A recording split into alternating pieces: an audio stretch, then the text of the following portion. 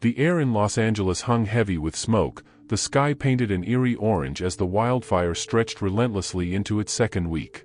Streets once bustling with life now stood eerily silent, save for the distant wail of sirens and the occasional rush of emergency vehicles. The city was grappling with one of the most devastating natural disasters in recent history. Families had fled their homes, shelters were overcrowded, and the air carried a tension that made even the most resilient hearts uneasy.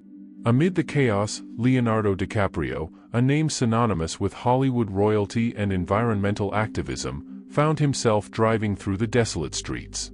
For days, he'd followed the news closely, donating generously to firefighting efforts and making calls to organize aid.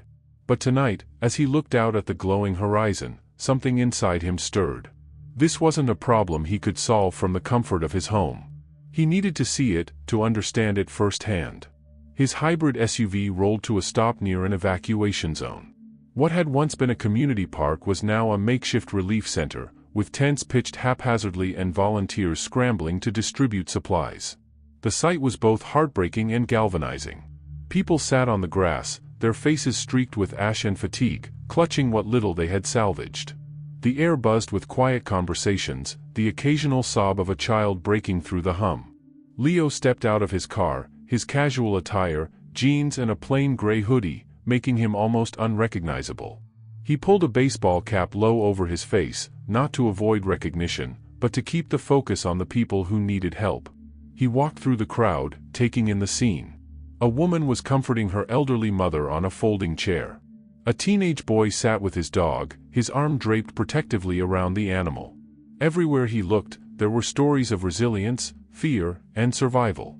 Near the supply tent, a young volunteer struggled to carry a box of bottled water. Leo stepped forward without hesitation. "Let me help you with that," he said, his voice steady but kind. The volunteer looked up, her eyes widening slightly as she recognized him. "Aren't you?" "Let's get this to the table," he interrupted gently, taking the box from her hands. As they walked, whispers began to ripple through the camp. "Is that Leonardo DiCaprio? What's he doing here?" But Leo paid no attention. His focus was on the task at hand, on the people who needed help. By the time he'd unloaded the water, Leo found himself drawn to a group gathered under a large tarp. They sat in a loose circle, their faces illuminated by the flickering light of a portable lantern. An older man, his voice gravelly and tired, was recounting the moment he had to leave his home. "I thought I could hold out," he said, his gaze fixed on the ground. "But when the flames got close, I realized I had no choice. I grabbed what I could and ran." A younger woman chimed in, her voice trembling. "I didn't even have time to think. I left everything, photos, heirlooms, everything my family worked for."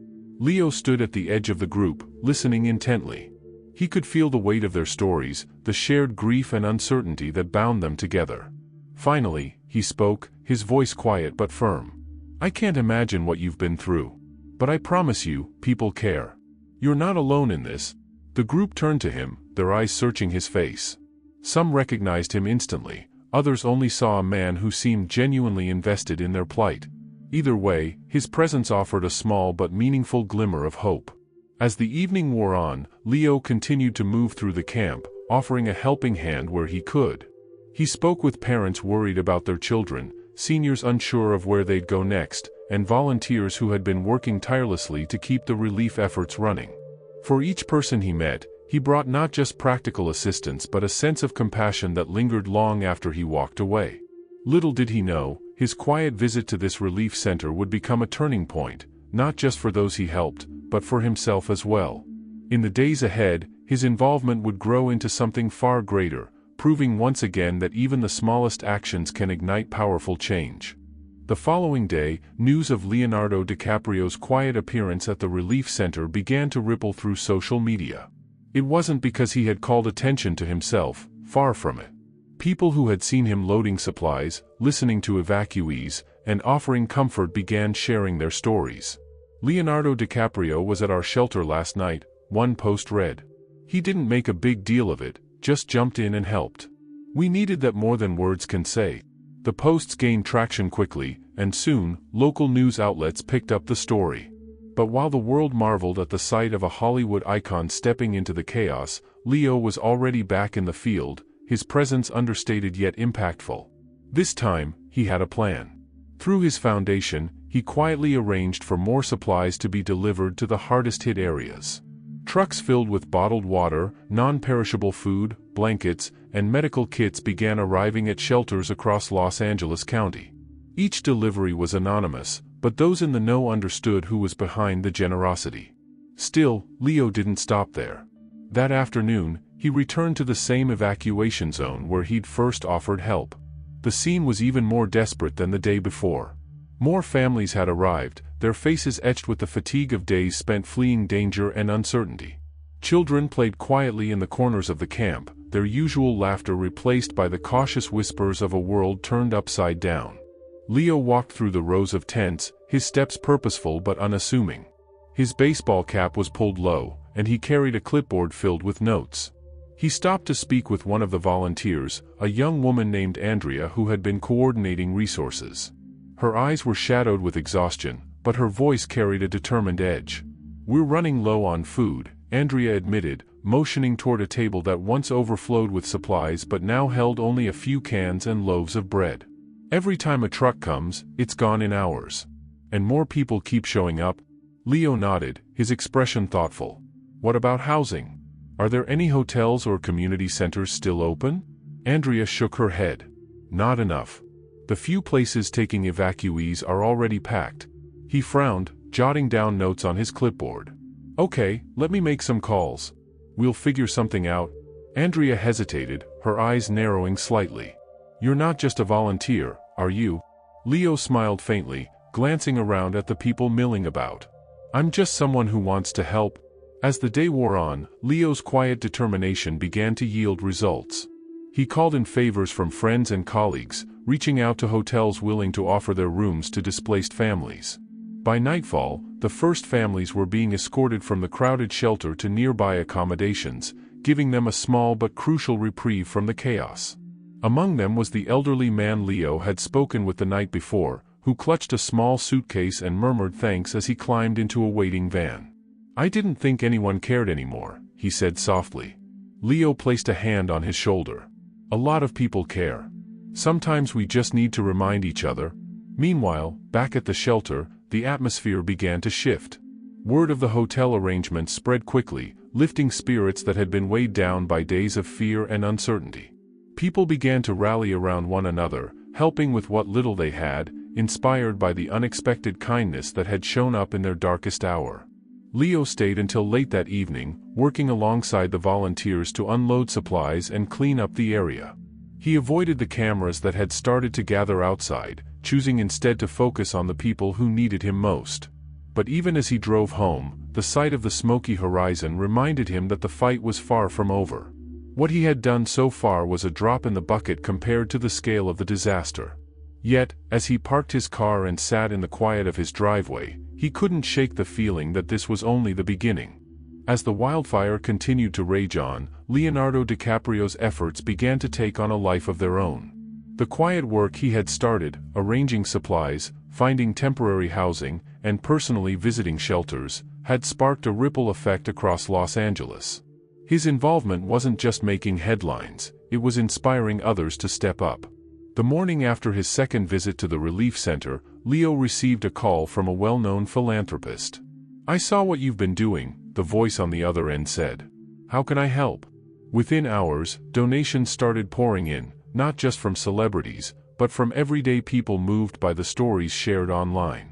The shelters that had once been overwhelmed with need were now buzzing with activity, their tables stacked with supplies and their volunteers filled with renewed energy.